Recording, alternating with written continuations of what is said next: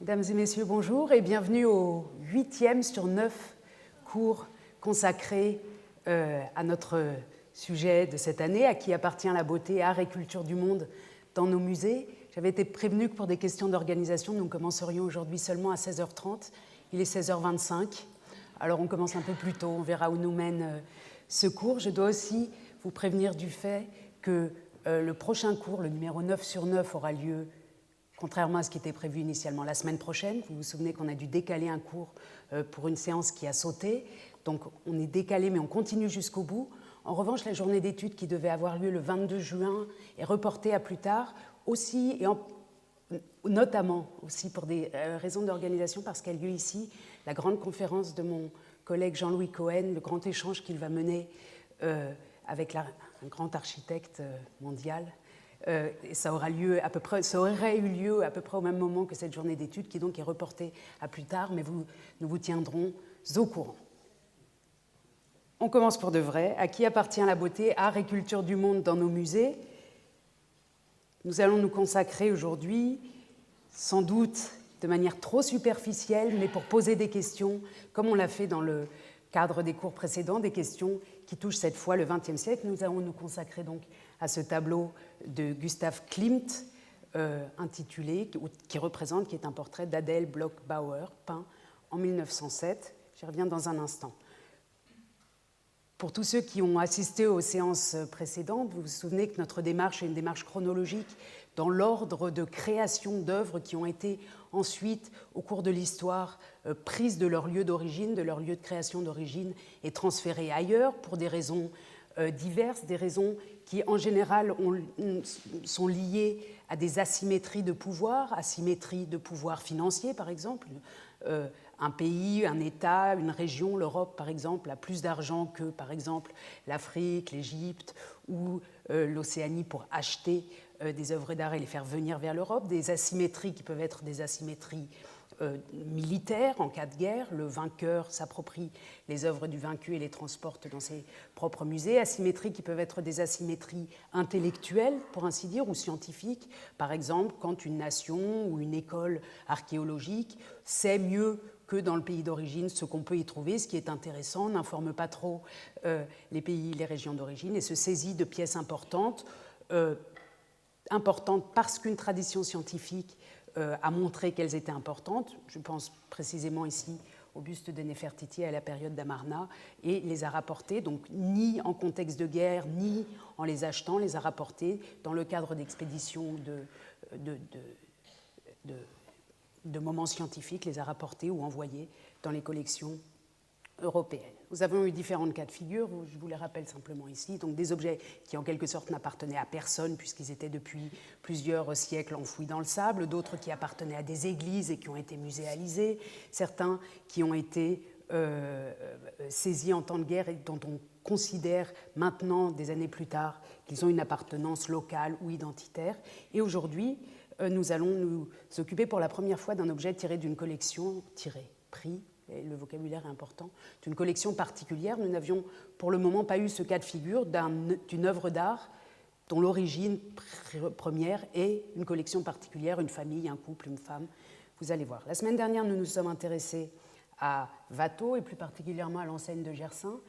qui était arrivé à Berlin au XVIIIe siècle et qui avait fait l'objet autour de 1900 et en particulier pendant la Seconde Guerre mondiale de projections nationales ou nationalistes fortes. Vous voyez ici un article de 1939 qui tente de montrer que le galantes Jahrhundert der französischen Malerei, le siècle galant de la peinture française, n'est peut-être pas si français que ça, puisque Watteau n'est pas tout à fait un vrai français, puisqu'il vient du nord de la France, des régions flamandes. Et l'autre texte qui nous a occupés, un texte très, très fort, violent, était celui d'Aragon en 1945, L'art français revient à la France, l'enseigne de Gersaint, où Aragon posait l'idée que l'identité spirituelle de la France devait être en France et en tout cas pas aux mains de l'ennemi violent, brutal, coupable qu'était l'Allemagne en 1945, un texte à remettre donc dans son contexte. Aujourd'hui, nous nous consacrons à ce grand portrait, très célèbre portrait d'Adèle Bloch-Bauer, peint par Gustav Klimt à Vienne en 1907. C'est un tableau dont les dimensions sont 140 cm par 140 cm, c'est-à-dire qu'il paraît monumental, il a une facture monumentale, mais en réalité, il n'est pas très grand. Il est carré, ce qui donne une force particulière à sa composition. Et comme vous le voyez, il est fait d'une technique mêlée, qui est une technique picturale dans les parties des mains et du visage, et de certains ornements, à laquelle est ajouté de l'or, des feuilles d'or, qui donnent à ce tableau un caractère pratiquement, pourrait-on dire, d'icône, et qui s'inscrit dans la période, dit-on, d'or du travail de Gustav Klimt. Je zoome un peu pour tenter de montrer, malgré la difficulté qu'on a à montrer cette matérialité particulière, pour tenter de vous montrer que c'est une matérialité très particulière qui augmente non seulement la valeur réelle de cette œuvre, puisqu'il s'agit d'or, mais aussi considérablement sa valeur symbolique, puisqu'un tableau en or n'est pas chose fréquente, même autour de 1900, et reprend des traditions picturales beaucoup plus anciennes. Comme toujours, j'ai articulé le cours d'aujourd'hui en 3 volets, en 3 tiroirs. Le premier s'intitule Vienne 2000-1900, peut-être en clin d'œil aux grandes expositions qui avaient eu lieu, au cycle d'expositions qui avait eu lieu au Centre Pompidou sur les années 1900. On avait eu Berlin 1900, Vienne 1900, voilà. Donc je reprends ça et le mets en lien avec notre époque. Deuxième tiroir ou volet atelier, musée, marché. Et le troisième s'intitule Spoliation nazie, un champ complexe. Je devrais en fait dire un champ très très complexe, et même un champ trop complexe pour en parler comme ça très rapidement dans le cadre d'un seul cours. Il faudrait bien sûr y consacrer tout un cycle de cours, ce qui d'ailleurs pourrait être le cas. Aujourd'hui, dans la logique qui est la nôtre depuis 8 cours, il s'agit de poser, de soulever des questions, des étonnements ou de créer des liens qui ensuite soit peuvent susciter votre travail individuel, vos recherches à vous, soit peuvent mener nos propres recherches plus loin, plus tard. Et puis comme toujours, on a un petit point zéro, un petit point méthodologique que j'intitule aujourd'hui, ou que j'aimerais consacrer à la question du rapport entre collectionneurs, donateurs et musées, puisque, comme je le disais à l'instant, nous ne sommes pas beaucoup occupés jusqu'à maintenant de collectionneurs. Nous avons insisté sur le rôle du marché de l'art, sur le rôle des musées, sur le rôle des archéologues ou des scientifiques. Nous avons évoqué quelques historiens de l'art. Nous avons donné une grande place aux militaires. Mais les collectionneurs, et les collectionneurs mécènes en particulier, jusqu'à maintenant, n'ont pas joué de rôle dans notre discussion. C'est lié au fait que, comme j'ai rappelé à l'instant, nous avançons chronologiquement dans l'ordre de création des œuvres, et ce phénomène du collectionneur-donateur et du lien très fort entre collectionneur, donateur et musée est un phénomène du XIXe siècle, et en particulier de la fin du XIXe siècle. Avec notre tableau, nous sommes en 1907, et nous sommes en plein dans les années où les musées ne peuvent plus se passer des collectionneurs et des donateurs, et où une interaction très forte se crée. Premier petit point donc rapide de rappel, collectionneur, donateur, musée. Je vous montre 3 photos simplement pour montrer que ce phénomène des collectionneurs, donateurs est un phénomène européen. D'abord, la photo de mariage d'Édouard André et de Nelly Jacquemart, que les Parisiens connaissent bien pour le musée privé qui existe à Paris, le musée Jacquemart-André, qui est un exemple de musée privé fondé à partir de collections constituées à la fin du XIXe siècle. On est ici, avec les exemples que je vous montre, dans une génération de personnes nées autour de 1800, entre 1860 et 1880 à peu près. Et c'est dans ces années 1860, 1880, 1900 que se forment de très très grandes collections, très riches, qui peuvent vraiment privées, qui peuvent vraiment rivaliser avec celles des musées, des collections qui sont principalement, et on reviendra un petit peu plus tard sur la différence, des collections d'art ancien et d'art décoratif, de porcelaine asiatique, de tapis, de tapisserie, de textiles et des objets de ce genre. Donc ici, on a un exemple parisien, français. Je vous en montre un autre sans montrer qui se cache derrière. C'est James Simon, mais vous avez reconnu le buste de Nefertiti à l'intérieur ou une copie sur la photo historique de ce salon, de ce mécène berlinois à qui les musées de Berlin doivent pratiquement tout. Et d'ailleurs, quand vous pénétrez, quand vous entrez dans les musées de Berlin, vous voyez partout son nom, soit sur des plaquettes, soit son buste. Maintenant, la ville de Berlin a plusieurs parcs et des rues qui portent son nom. Donc James Simon, collectionneur, né en 1851 mais qui a vécu jusqu'en 1932 et qui a été donc, il était industriel, mais il a beaucoup investi non seulement dans la formation d'une collection particulière, mais également dans des œuvres sociales à Berlin. Une piscine notamment a été créée par lui. Il est d'origine de confession juive et James Simon a formé cette collection dès l'origine dans un esprit patriotique qui était celui de former une collection pour ensuite la donner au musée de Berlin. On est face à une génération, qu'on soit en Allemagne, en France, en Angleterre à ce moment-là, de collectionneurs patriotes, quelle que soit leur confession. D'ailleurs, beaucoup de ces collectionneurs sont juifs, sont des industriels ou des gens de la finance qui travaillent dans la finance juive, donc qui peuvent se permettre de monter de très grandes collections, mais pas seulement. Les Jacques Marandré sont un couple catholique et protestant. Et ces grandes familles collectionnent souvent, et les États favorisent par leur politique fiscale ce genre de construction, collectionnent souvent d'abord pour des questions de prestige individuel, mais aussi et toujours dans l'idée de donner, y compris de leur vivant, une partie de ses œuvres. Et un très grand exemple d'une famille européenne qui a enrichi considérablement par ses dons les musées de Londres, de Paris, de Vienne, c'est la famille Rothschild. Vous voyez ici Ferdinand Rothschild qui, au milieu de certaines œuvres de sa collection, auxquelles le British Museum, par exemple, doit beaucoup, puisqu'une salle entière est consacrée aux donations de cette famille et aux effets considérables que ces dons très précieux font sur le rayonnement des musées nationaux. Donc on est dans ces années 1900, un peu avant, un peu après, dans une configuration où les personnes privées qui sont des personnes portées par le capitalisme européen, par l'industrie, par la finance, constituent de très grandes collections. D'abord des collections, je l'ai déjà dit, d'art ancien, mais aussi d'art contemporain, puisqu'ils subventionnent, ils aident, ils achètent des œuvres à de jeunes artistes contemporains. Et là, on peut dire que les collectionneurs juifs sont plus courageux ou plus téméraires dans leur choix ou plus engagés. Les études qui se sont occupées de regarder de manière globale le type d'œuvres collectionnées par certains collectionneurs, ces études comme celle de Véronique Long, dont je montre ici la première page, et qui s'est intéressée à d'autres formes de mécénat aussi, en général, par exemple, les amis du musée du Louvre, tous ceux qui ont donné au Louvre. Quand elle fait des études statistiques, elle s'aperçoit que, pour ce qui est de l'art ancien, tous ces gens très très riches, pour dire les choses simplement, tous ces très riches parisiens, berlinois, munichois, londoniens, achètent à peu près le même art ancien. On est dans des typologies semblables. En revanche, pour ce qui est de l'art contemporain, on sent que ceux qui sont de confession juive, d'après elle, d'après ses travaux, sont plus audacieux. Je vous montre aussi, juste simplement pour vous montrer que ce travail, la recherche sur les collections privées, est une recherche qui est menée en Europe, mais pour le moment toujours de manière nationale. On a les collectionneurs parisiens, les collectionneurs français. Ici, je vous montre le titre d'un livre de Sven Kurow, d'une thèse de Sven Kurow, Der Kunstsammler im Kaiserreich, c'est-à-dire sous l'Empire allemand. Il s'est occupé de différents profils de collectionneurs allemands. Tous ces travaux, qui sont assez récents dans l'histoire de l'art, qui ont une dizaine d'années, montrent combien ces collectionneurs sont des figures centrales pour les musées publics d'Europe.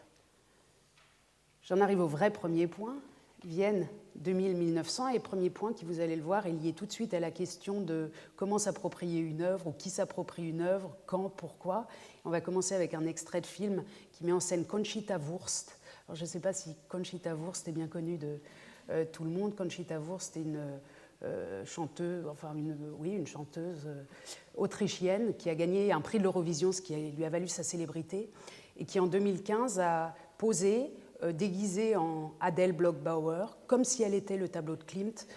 pour une affiche qui a été montrée dans tout Vienne en 2015 pour le Live Ball, qui est le bal annuel consacré à la lutte contre le sida. Je vous montre un extrait si vous voulez le consulter tout seul sur Internet. C'est très facile. C'est elle.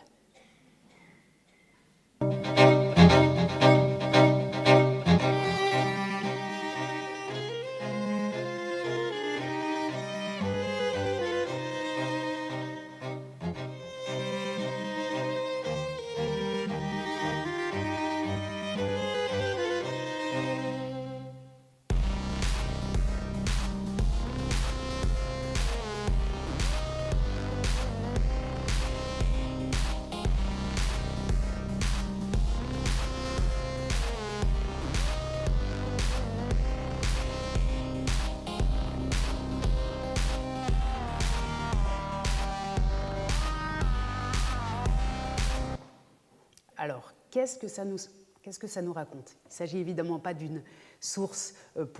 traditionnelle pour les historiens, on n'a pas un texte à interpréter, etc. On est face ici à un médium populaire, un film qui en fait documente la mise en scène de cette photographie pour une manifestation joviale et de, comment on dit, quand il s'agit de donner de l'argent pour une bonne cause. Voilà. Que nous raconte donc ce petit film? D'abord, il nous raconte qu'à Vienne, en 2015, pour tout le public qui s'intéresse à ce genre de festivités, Adele Bloch-Bauer, ce tableau de Klimt, est manifestement une référence qu'on identifie. Quand Conchita Wurst se saisit avec son équipe, et vous avez reconnu peut-être aussi Jean-Paul Gaultier au passage, qui était impliqué dans cette opération, quand Conchita Wurst, donc une chanteuse pop, s'investit de ce motif, elle le fait comme si à Paris on prenait la Joconde, à peu près, pour comparer, ou comme si à Berlin on prenait Néfertiti. Donc en 2015, à Vienne, le tableau de Gustav Klimt représentant cette femme d'une vingtaine, trentaine d'années, autour de 1900, est quelque chose qui fait partie de la culture populaire. Ici, pour nous historiens, on a la preuve en quelque sorte qu'elle est passée dans la culture populaire, une culture populaire qui n'écrit pas de livres, c'est pour ça qu'on n'a pas de texte très précis là-dessus, mais en tout cas qui nous montre par le visuel que cette œuvre d'art est considérée par les Viennois comme quelque chose de très viennois.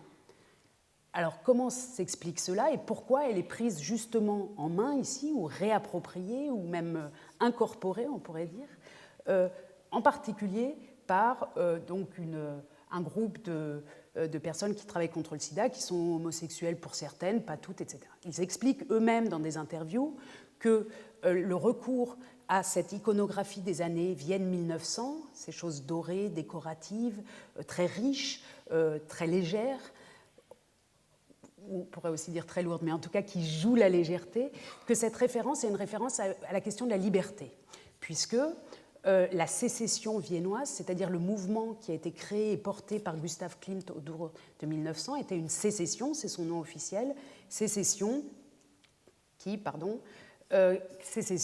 était donc en rupture avec l'art officiel et qui prônait une autre liberté, un autre positionnement des arts sur le champ artistique. Vous voyez ici l'affiche finale de ce projet, dont le titre est, qui était doté d'un titre, Akzeptanz ist eine Tochter der Freiheit, c'est-à-dire en fait quelque chose comme la tolérance est une fille de la liberté. Et cette liberté, les organisateurs la reconnaissent justement dans cette sécession des années 1900. Vous voyez ici le bâtiment de la sécession étant donc à la fois un groupe d'artistes mené par Klimt qui décide de se séparer des expositions officielles, le salon en quelque sorte, ce qu'on appellerait le salon en France, qui leur paraît trop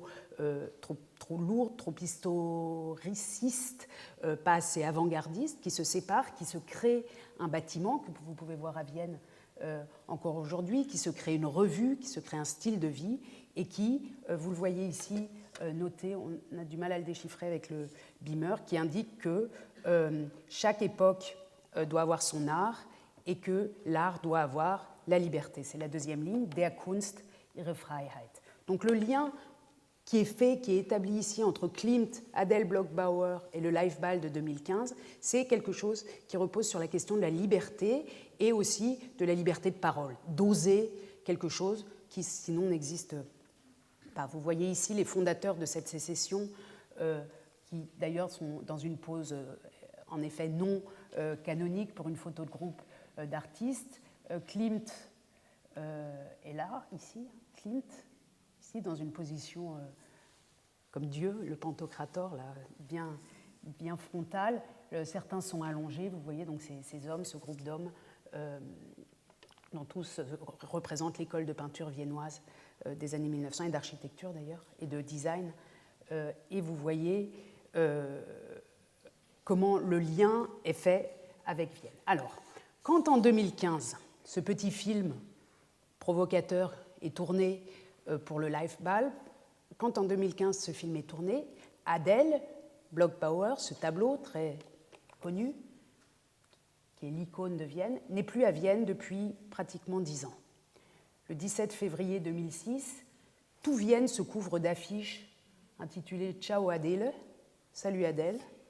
et signale que ce tableau va quitter la ville cette ville où il est né, où il a été créé, puisque Adel Bloch-Bauer vivait à Vienne, où il a été conservé pendant pratiquement un siècle. Et à cet instant-là, donc,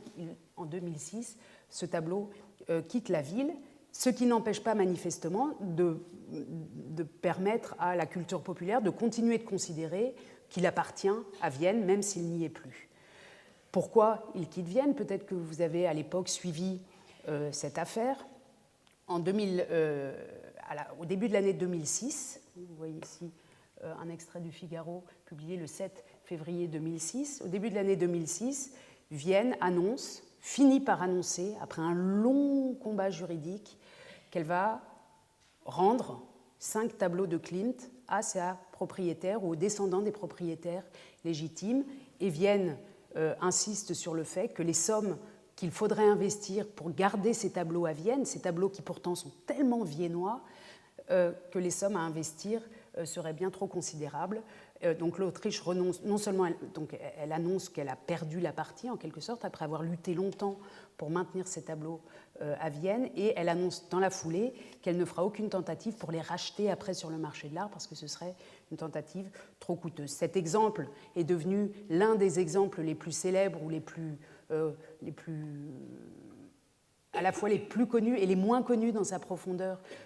liés aux questions de spoliation d'œuvres d'art nazies. Je vous montre ici tout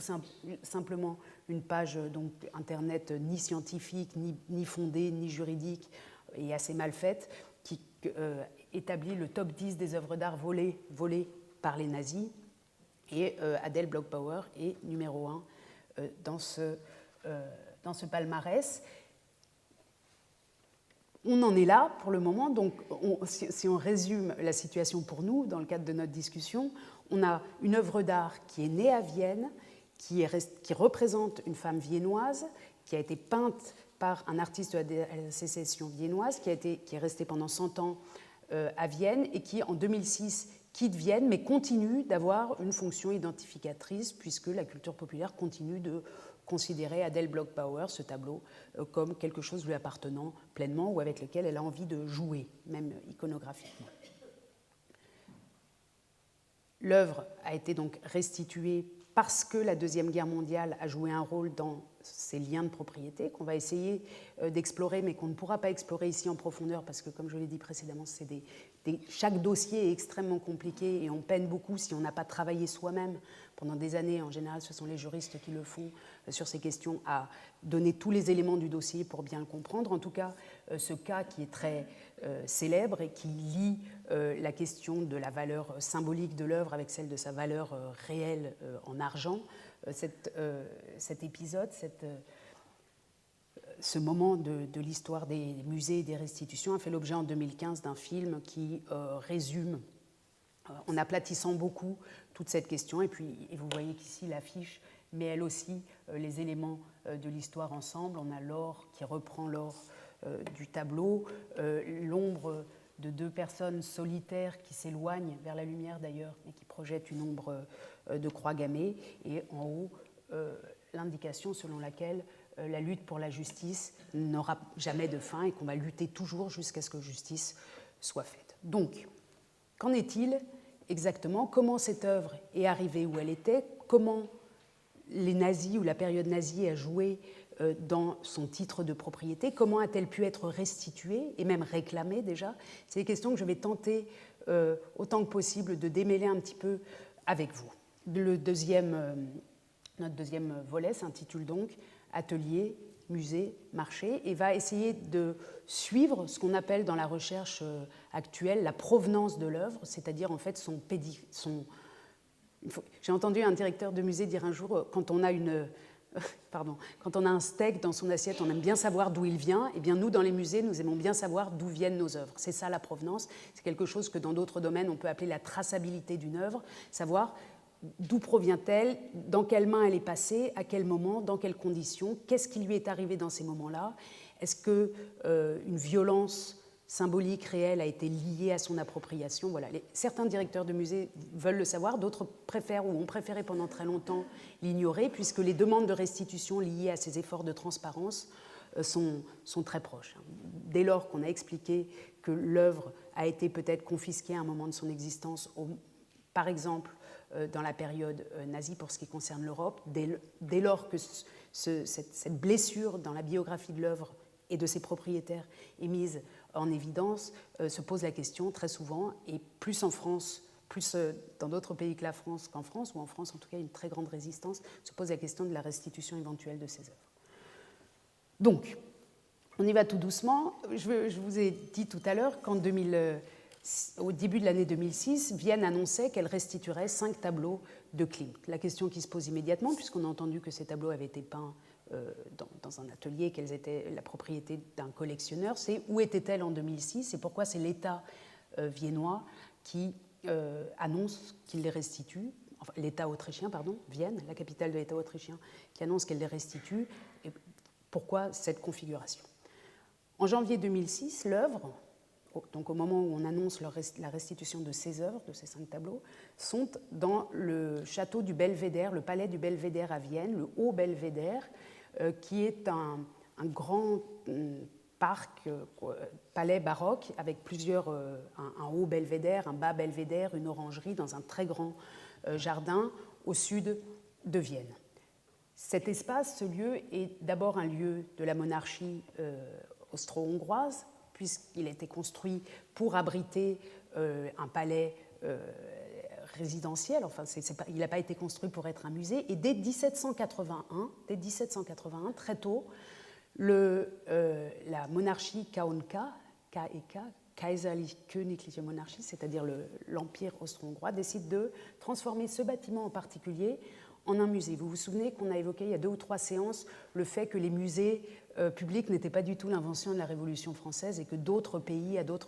avant la Révolution, avaient ouvert, en tout cas des souverains, avaient ouvert leurs collections au grand public. L'un des musées les plus révolutionnaires, si on veut, avant la Révolution française, c'est bien celui de Vienne, ouvert en 1781, et où les visiteurs se plaignent, par exemple, de voir des nourrices avec des bébés sur les bras, des gens pieds nus, etc. Enfin, on y entre dès 1781, et c'est un des musées les plus en avance, si on veut, du paysage muséal en Europe. Ce musée reste un musée depuis la fin du XVIIIe siècle, depuis 1781, jusqu'à aujourd'hui. Vous pouvez le visiter encore aujourd'hui. À l'intérieur de ce musée se trouve aujourd'hui la Galerie d'art autrichien, c'est comme ça qu'elle s'appelle en allemand, qui comporte la plus grande collection au monde d'œuvres d'art autrichien de l'école autrichienne des années 1900, mais en particulier de Klimt. Vous reconnaissez au fond le très célèbre tableau Le Baiser, qui montre 2 amoureux emmêlés dans un grand nuage ou un vêtement ornemental. Vous voyez sur les côtés d'autres œuvres, je vous montre simplement quelques salles telles qu'elles se présentent aujourd'hui de ce musée, qui est le musée où il faut aller si on veut voir donc cette sécession autrichienne qu'on voit assez peu par ailleurs, y compris dans les pays de langue allemande. 3 tableaux de Klimt encore dans cette salle-ci. Au début de l'année 2006, et vous voyez une des dernières photos prises du tableau dans ce musée-là, en début de l'année 2006, donc le portrait d'Adèle Bloch-Bauer se situe ici avec les autres Klimt, donc avec un ensemble d'une vingtaine de tableaux de Klimt et d'autres de représentants de la sécession. On reconnaît, je vous le dis simplement parce que j'étais contente d'avoir compris moi-même, on reconnaît que l'œuvre est là précisément encore à Vienne, à la profondeur des portes qui sont les portes de ce palais baroque. Parfois c'est difficile de savoir, les photographies peuvent être très trompeuses et parfois un sous-titre indique qu'on voit l'œuvre ici, par exemple à Vienne, et souvent, et notamment sur Internet, elle est déjà à New York ou elle est déjà en Californie, etc. Il faut faire très attention à ces photos, en particulier quand on travaille sur ces questions de provenance où les photos, les documents photographiques jouent un rôle important. Alors comment ces œuvres, ces 5 tableaux de Klimt restitués, et en particulier ce portrait d'Adèle Bloch-Bauer, comment sont-elles arrivées dans ce musée d'art autrichien en Autriche où elles étaient en 2006 ? Vous voyez ici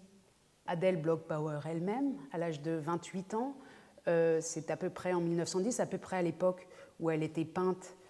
par Klimt. Elle est l'épouse de Ferdinand Bloch-Bauer, qui est un homme que vous voyez ici sur la droite, après la chasse, enfin, ou en tout cas montrant un trophée de chasse. C'est un couple d'âge décalé, très décalé, qui vit à la fois à Vienne et dans un château dans l'actuelle Tchécoslovaquie, mais qui fait partie de l'Empire austro-hongrois, des gens extrêmement aisés, un couple extrêmement aisé. Et Ferdinand Bloch-Bauer doit sa fortune à une fabrique de sucre, à la fabrication du sucre, qui a très bien fonctionné et qui continue d'ailleurs de fonctionner après la Première Guerre mondiale, alors que beaucoup d'industries s'écroulent. Ce couple est donc un couple extrêmement aisé qui constitue, comme les précédents représentants du collectionnisme européen que je vous ai montré, une grande collection de pièces de porcelaine, par exemple, de porcelaine précieuse, de tableaux anciens, etc., et qui, d'autre part, soutiennent la sécession viennoise, l'art contemporain, et en particulier Klimt, que vous voyez ici dans une photo très célèbre avec son chat, dans les mêmes années. Klimt, qui est un peu plus âgé, donc, en termes de génération, que Adele Bloch-Bauer, et qui va réaliser deux portraits de cette belle femme de la haute bourgeoisie viennoise, et elle viendra donc pour cela dans son atelier. Le premier, c'est le nôtre, Adele Bloch-Bauer numéro 1, c'est comme ça qu'il est nommé dans l'histoire de l'art, et qui est réalisé, je vous montre simplement la partie centrale ici, ou pas la partie centrale, mais le visage, réalisé, je l'ai dit tout à l'heure, en 1907. Un second, Adele Bloch-Bauer II, est réalisé en 1912. Et les spécialistes de Klimt, oups, il s'est passé quelque chose dans ma PowerPoint, les spécialistes de Klimt considèrent qu'elle avait auparavant, avant d'être prise comme sujet de portrait par Klimt, et qui intitule ses tableaux Portrait 2, qu'elle avait été prise comme modèle pour deux allégories, donc pour représenter notamment Judith, qui n'est pas une allégorie, qui est un personnage biblique, par Klimt, dans le très célèbre tableau Judith, qui se trouve encore aujourd'hui au Belvédère et que j'aurais bien voulu vous montrer. Il est passé derrière, je pense. Klimt a peint dans sa vie une seule fois, deux fois la même personne, c'est elle. Donc c'est dans l'œuvre de Klimt, un rôle très particulier, ces deux portraits, parce qu'il est revenu, il revient deux fois auprès de la même personne pour la peindre, ce qui est extrêmement rare. Ce qui est extrêmement intéressant en même temps. Donc, évidemment, la logique, quand un collectionneur particulier confie à un artiste contemporain un portrait, il peut y avoir plusieurs logiques derrière. Peut-être que je les évoque rapidement. La première logique, c'est un besoin de représentation, de se montrer. Un directeur de banque va mettre son portrait derrière lui dans le bureau. Une logique de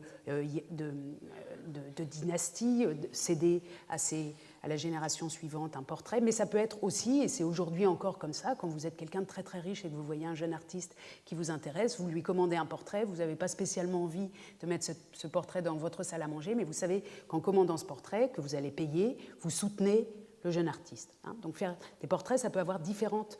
fonctions. Dans le cas présent, ce qui est extrêmement intéressant, c'est que ce portrait d'Adele Bloch-Bauer circule tout de suite dans des expositions internationales. Il n'est pas fait,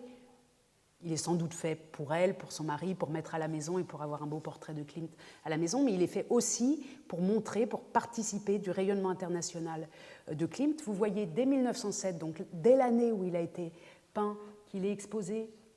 ici à Mannheim, Mannheim qui est aussi un haut lieu du Jugendstil et de l'art, ce qu'on appelle en France la période Art déco, où a lieu régulièrement une exposition de ces sécessions et de ces avant-gardes européennes. Donc vous le voyez ici à Mannheim, vous le voyez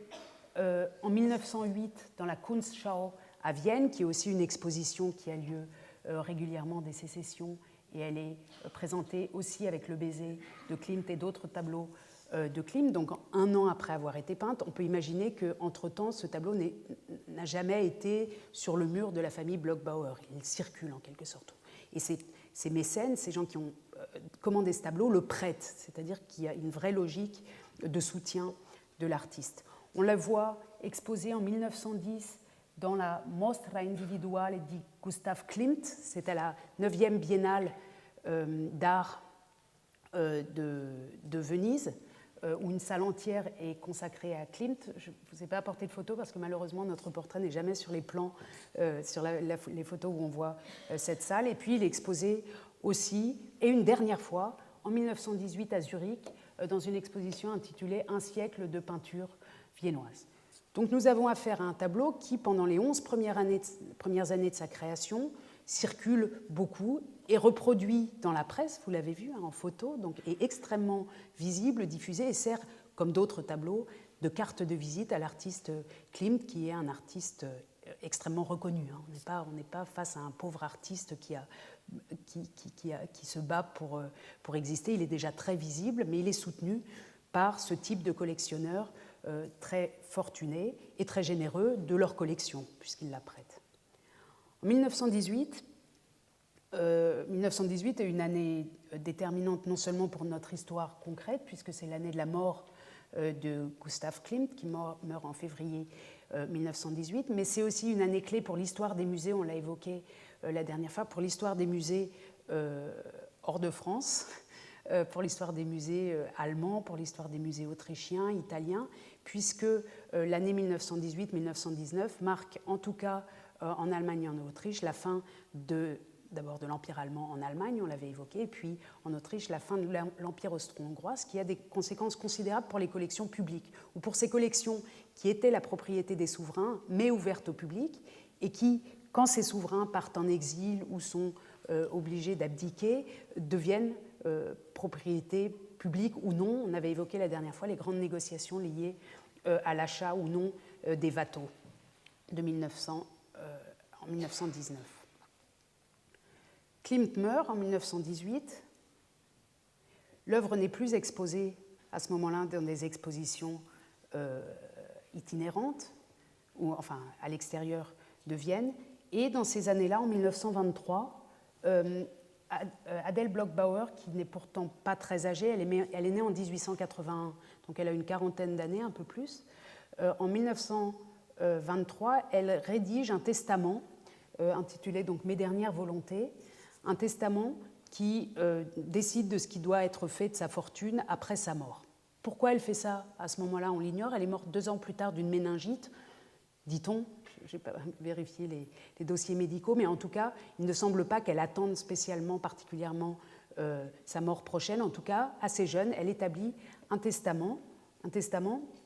qui est très important pour comprendre ce qui va se passer avec cette œuvre-là. Donc nous sommes en 1923. La première phrase, comme dans tous les testaments, c'est qu'elle a l'esprit tout à fait clair et qu'elle décide les choses suivantes. Et ces choses suivantes, d'abord, très vite, ce sont des dons à des Arbeitervereins, c'est-à-dire à une société, enfin à une, comment on dirait en français, une société de travail d'ouvriers, enfin un groupe d'ouvriers, pas un syndicat, mais un groupe d'ouvriers. Elle va donner 50 000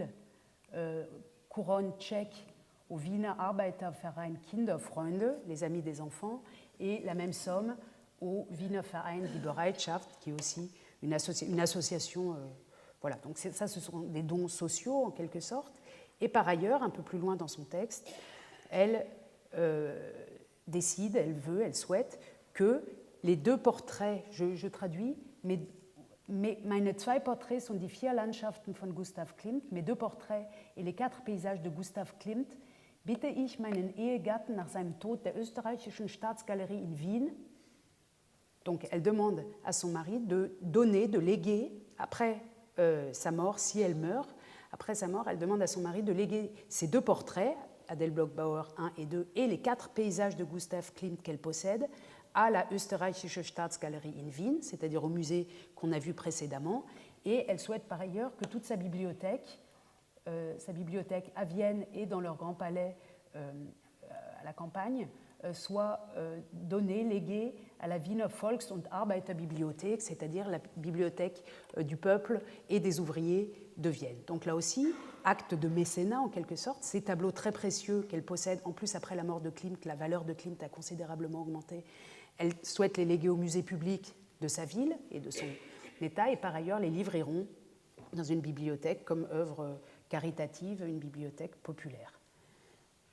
Ce texte est établi en janvier 1923 et vous voyez qu'il est conservé aux archives de Vienne. C'est de là qu'il est retranscrit. Je n'ai pas trouvé, hélas, de version manuscrite. À ce moment-là, les sources dont on dispose quand on ne s'est pas occupé du dossier à pleine main, comme juriste, sont un peu floues. On sait que l'œuvre, le portrait d'Adèle Bloch-Bauer numéro 2, a été prêté donc avant même qu'elle ne meure, à ce musée déjà. Il est en prêt au musée. D'après les sources auxquelles on peut accéder, entre 1918 et 1921. Il se peut que ce soit lié au fait que, puisqu'en 1919, l'Empire austro-hongrois éclate et que toutes les possessions qui étaient en Tchécoslovaquie de cette famille sortent de l'Empire austro-hongrois, qu'il y ait des questions juridiques qui fassent qu'elle préfère mettre cette œuvre jusqu'en 1921, jusqu'à ce que la situation soit éclaircie au musée. Mais on peut imaginer que c'est aussi déjà un acte de générosité culturelle, pour ainsi dire, et que cette œuvre est prêtée là-bas.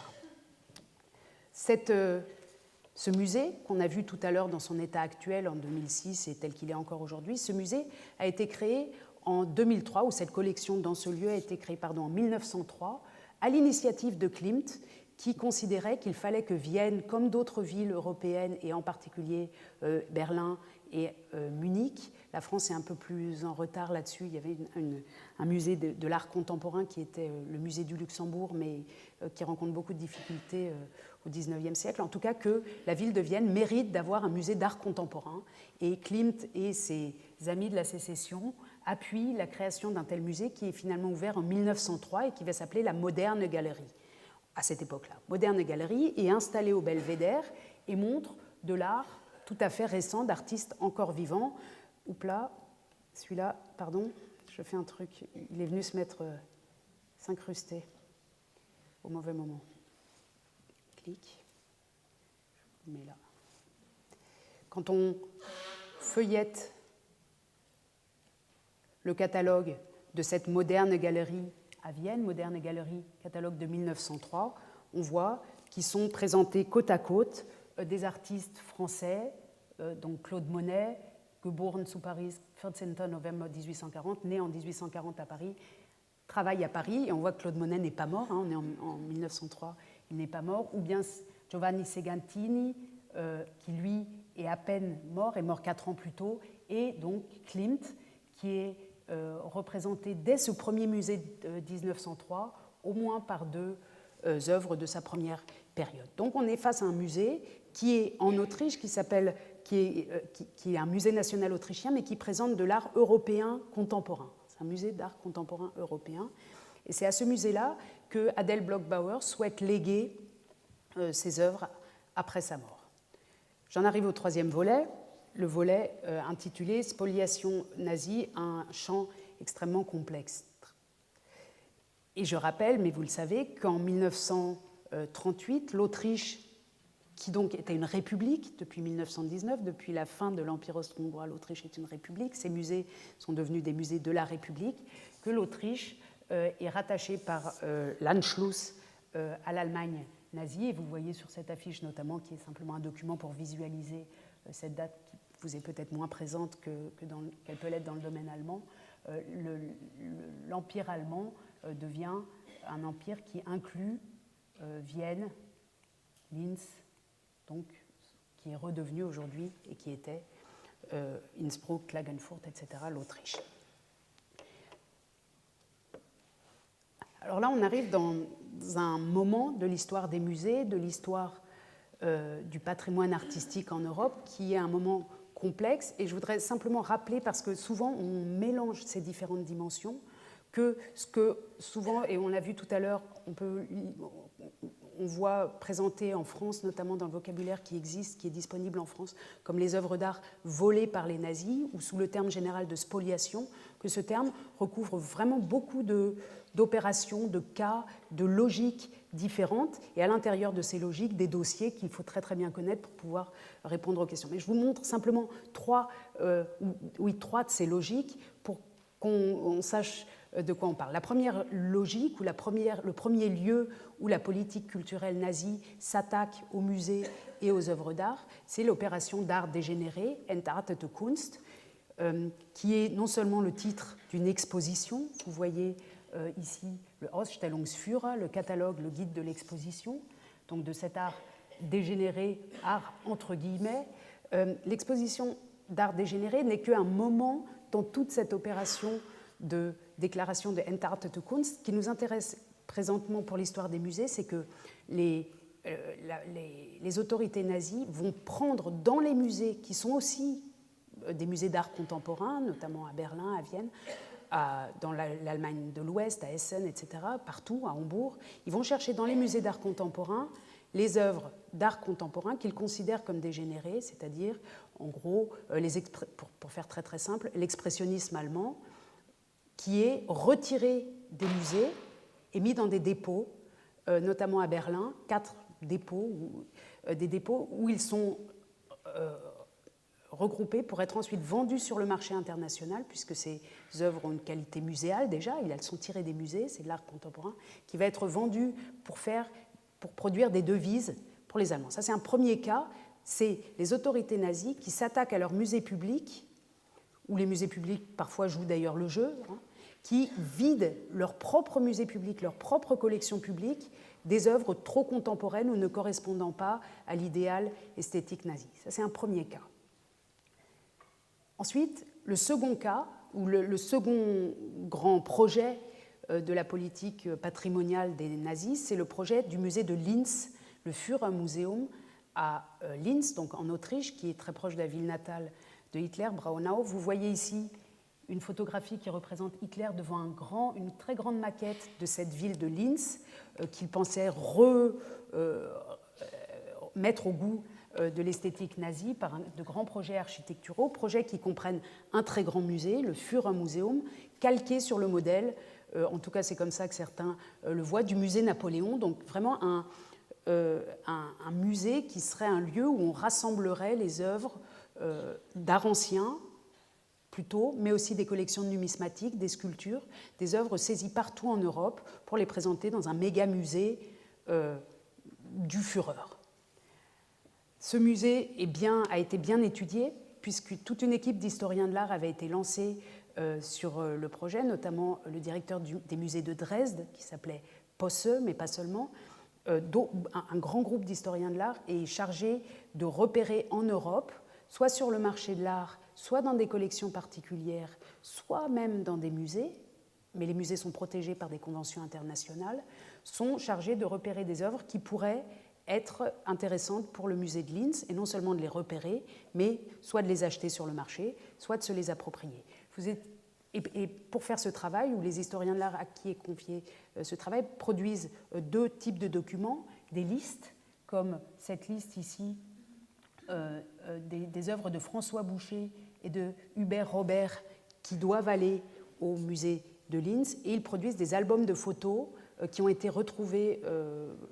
les uns après les autres ces dernières années, qui permettent de savoir très exactement ce qu'il y aurait eu dans ce musée de Linz et qui avait été confisqué, soit confisqué dans des familles, soit acheté sur le marché de l'art dans les conditions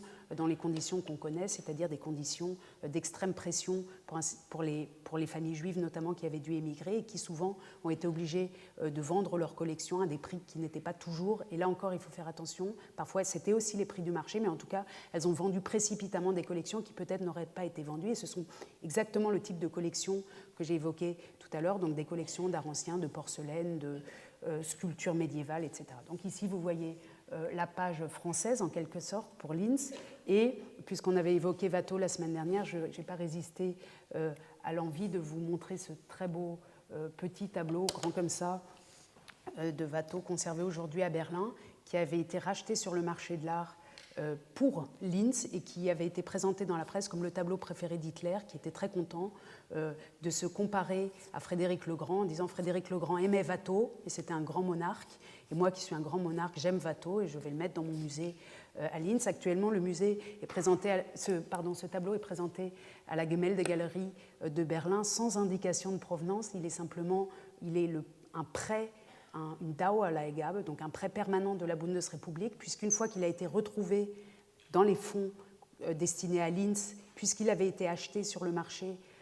il appartient maintenant à la Bundesrepublik qui le prête à un musée. Il n'y a pas, dans ce cas précis, de propriétaire légitime à qui on pourrait le restituer. C'est un cas très compliqué, il faudrait l'évoquer aussi complètement, mais je le dis simplement un peu comme un appel aussi au musée de Berlin d'être plus clair avec leur provenance. Parce que quand on voit ce tableau et qu'on sait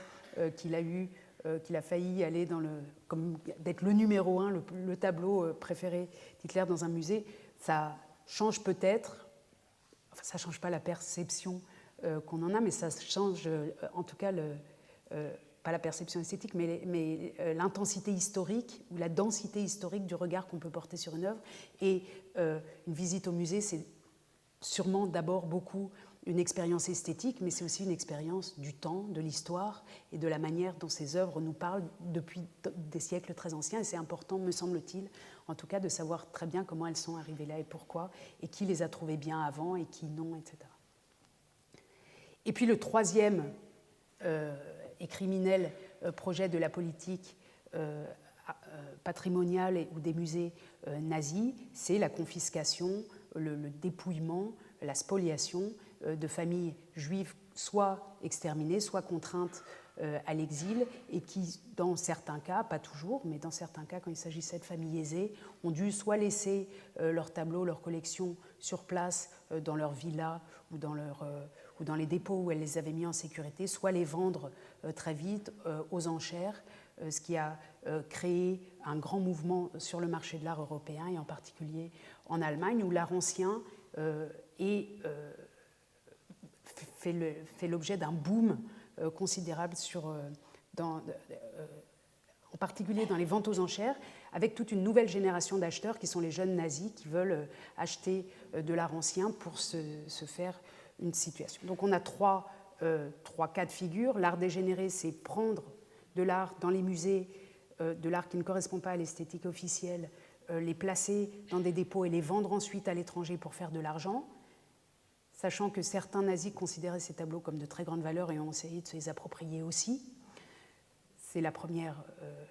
idée. La seconde, c'est ce grand projet de musée de Linz qui mêle deux démarches différentes, celle d'acheter sur le marché de l'art et de dépouiller des familles d'œuvres très précieuses d'art ancien. Et puis la troisième, c'est une politique raciste liée à l'extermination des Juifs et à l'extermination aussi du patrimoine culturel qu'ils ont parfois patiemment collectionné pendant plusieurs générations, soit pour justement des musées comme Linz, soit pour le revendre, soit par projet d'humiliation aussi, puisque certains de ces tableaux ou de ces objets parfois certains ont été placés dans les musées nationaux, mais d'autres ont été détruits, en particulier quand on pense pas à Paris, à la spoliation des biens des familles juives parisiennes, mais quand on pense à toute l'Europe de l'Est, à la Pologne et à d'autres régions où les Allemands considéraient qu'ils étaient racialement supérieurs, ce qu'ils n'ont pas considéré à ce point en France, une vraie extermination de la culture locale sur laquelle portaient leur énergie criminelle. Toutes ces questions de démantèlement des collections privées et des collections publiques allemandes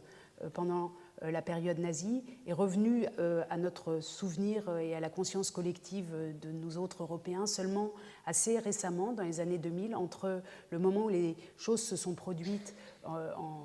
donc pendant la Seconde Guerre mondiale et les quelques années qui ont suivi avec la récupération des œuvres, et les années 2000, ce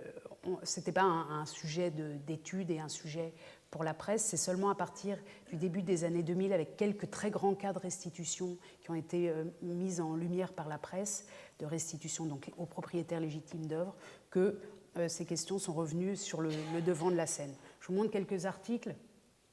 polémiques liés en 2006 à la vente ou aux discussions liées à la restitution du portrait d'Adèle Bloch-Bauer, des articles polémiques qui semblent suggérer ou qui suggéraient à l'époque, et le discours a un peu changé heureusement aujourd'hui, que ces familles, les descendants des familles juives qui avaient été lésées pendant la Seconde Guerre mondiale, que ces personnes, donc les descendants des propriétaires légitimes, ne voulaient faire que de l'argent. Et vous voyez des titres ici, comme dans le Spiegel, Moral und Millionen, dans lequel des auteurs qui ne sont pas seulement des journalistes d'ailleurs, qui étaient aussi des responsables culturels, des directeurs de musées et de galeries d'art, semblaient considérer ou voulaient insister sur le fait qu'il s'agissait certes de justice, de Gerechtigkeit, aber auch sehr viel Geld, que c'était aussi des questions de gros sous, et que les demandes de restitution souvent n'étaient pas du tout liées à des émotions familiales, historiques, mais vraiment à des questions d'argent. Ce genre d'articles, on les retrouve beaucoup dans les années 2006-2007, quand les premiers grands cas ont été mis au jour, et en particulier le nôtre, qui est le grand cas en 2006. Ici, vous voyez un article de la Frankfurter Allgemeine Zeitung de début 2007. On dit Holocauste, et en fait, on pense argent. Donc là aussi, une sorte d'insinuation selon laquelle il y aurait une instrumentalisation des descendants des familles pour récupérer leurs œuvres, les tirer des musées, les reprendre dans les musées, les revendre tout de suite et faire beaucoup d'argent. Ici encore, vous voyez ici le directeur de musée Martin Roth, qui était à l'époque à Dresde et qui a été ensuite le directeur du Victorian Albert Museum à Londres, qui intitulait son article, ou en tout cas les titres sont toujours donnés par les journalistes et les rédactions, mais en tout cas qui donnait l'idée selon laquelle on faisait un business avec l'héritage et que tout ça, finalement, c'était simplement une question d'argent. Alors pourquoi en 2006 et 2006 ? Parce qu'à ce moment-là, deux icônes de l'art des années 1900 quittent l'Europe. C'est non seulement notre Adèle, ici, de Klimt, qui quitte Vienne qui quitte Vienne en 2006, mais aussi un tableau de Kirchner extrêmement célèbre qui s'appelle Berliner Straßenszene, donc une scène de rue à Berlin, qui représente Berlin et qui, pour les Berlinois, a toujours été quelque chose comme vraiment une représentation du Berlin des années 1900, enfin de l'avant-première guerre mondiale, telle que le voyaient les expressionnistes. Donc deux œuvres qui ont, pour nous, pour la question qui nous occupe, à qui appartient la beauté ou à qui appartiennent ces œuvres, qui ont une valeur locale très forte. Adèle Bloch-Bauer, viennoise de Vienne, artiste viennois, quitte Vienne, est vendue aux enchères et rejoint New York, la collection de Lauder, qui se porte acquéreur de ces deux œuvres, et la Berliner Straßenszene de Kirchner quitte aussi l'Europe et rejoint la même collection à New York. Alors cette collection, ce musée, s'intitule à New York Neue Galerie, la nouvelle galerie, mais elle porte un titre allemand, Neue Galerie, et elle est spécialisée dans l'art allemand et viennois des années 1900. Non seulement elle présente, donc vous voyez sur sa page de présentation la plus visible pour le monde entier, ces deux œuvres reprises en quelque sorte, ou prises sur le marché de l'art au début des années 2000, mais qui avaient toujours été liées à l'Europe et qui ont été restituées à leurs propriétaires légitimes après de longues discussions juridiques. Et elle les présente, ces œuvres, dans un décor qui rappelle lui-même par son architecture, par sa décoration, le Vienne des années 1900, qui recrée en quelque sorte une atmosphère viennoise au centre de New York, avec un café viennois et vous voyez par comparaison un véritable café de Vienne autour de 1900 et un esprit qui est censé créer quelque chose comme Vienne 1900 à New York. Alors on peut évidemment, il faudrait insister longtemps et on pourrait insister sur les sommes considérables qui ont été dépensées par ce collectionneur pour racheter ces œuvres d'art. On pourrait s'interroger aussi sur la légitimité d'une restitution alors que le testament d'une personne avait estimé que cette œuvre devait aller à Vienne, mais le tournant, c'est qu'en 1938, le mari d'Adèle Bloch-Bauer a dû fuir, après l'Anschluss, a dû fuir Vienne, et avant de fuir Vienne, a dit qu'il retirait tous ses dons au musée viennois, qui devenaient des musées du Reich allemand en quelque sorte, donc il avait retiré ses dons, et c'est pour ça qu'on a considéré qu'il fallait lui restituer ses œuvres, puisque l'Autriche, qui était la République autrichienne, était devenue en quelque sorte une partie du Reich allemand. C'est un cas assez compliqué, hein. On n'est pas dans le cas d'une famille, on n'est pas dans le cas d'une descente de SS dans une famille avec un décrochage des tableaux au mur, pas du tout. On est dans un cas compliqué, mais qui pose beaucoup de questions juridiques et qui est une des nuances, dans les très nombreuses nuances et les différents cas qui nous occupent à ces questions. Et on peut s'interroger sur la qualité d'un mécène, d'un collectionneur qui rachète donc à très haut prix ces œuvres d'art sur le marché pour les redonner, pour les remettre en accès public, dans une galerie publique, certes dont l'entrée est payante, mais à New York pour tout le monde, et qui en quelque sorte les a, pour reprendre le terme que j'aime bien, à pratiquer leur translocation de l'Europe à l'Amérique, de même que de nombreux descendants de familles juives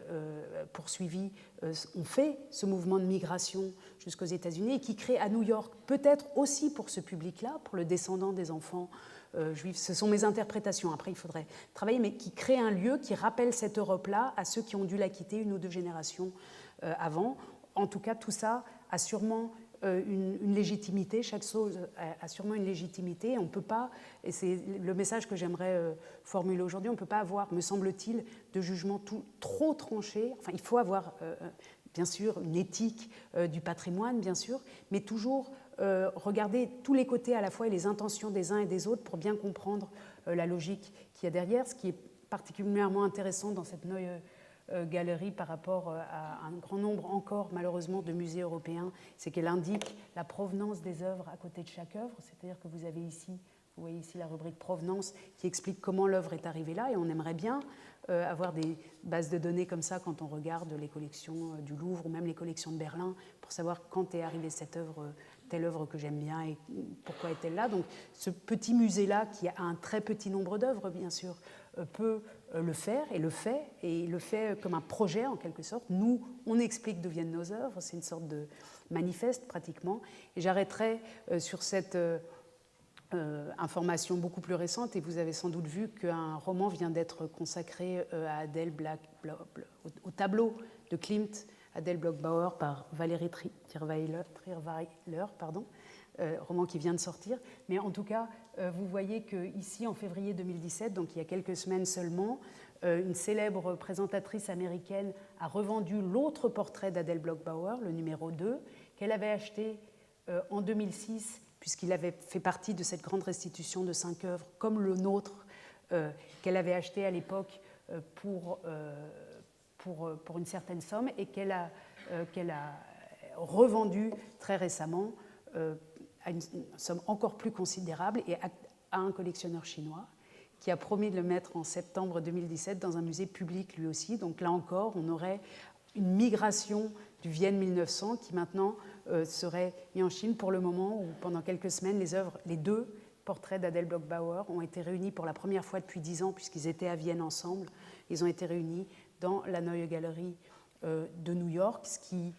est une bonne nouvelle en tout cas pour ceux qui souhaitent travailler sur ces œuvres, ou pour les historiens de l'art qui ont pu enfin les revoir côte à côte. Et je pense que l'un des messages sans doute liés à ces questions, c'est qu'il est toujours important qu'autant que possible ces œuvres restent accessibles au grand public quand elles l'ont été, et quand une œuvre va sur le marché de l'art, enfin en tout cas son passage vers le marché de l'art ne signifie pas encore sa disparition pour le regard public. Ça signifie parfois, mais de plus en plus, un grand nombre de collectionneurs, et notamment hors d'Europe, pratiquent le musée privé, qui permet donc de remettre des œuvres qui ont été acquises sur le marché de l'art au regard public. Alors peut-être pas au regard public des Européens, mais puisque nous avons tant pris, peut-être que dans certains cas, il ne faut pas être trop triste de voir ces œuvres circuler tant qu'elles ne sont pas détruites. Je vous remercie.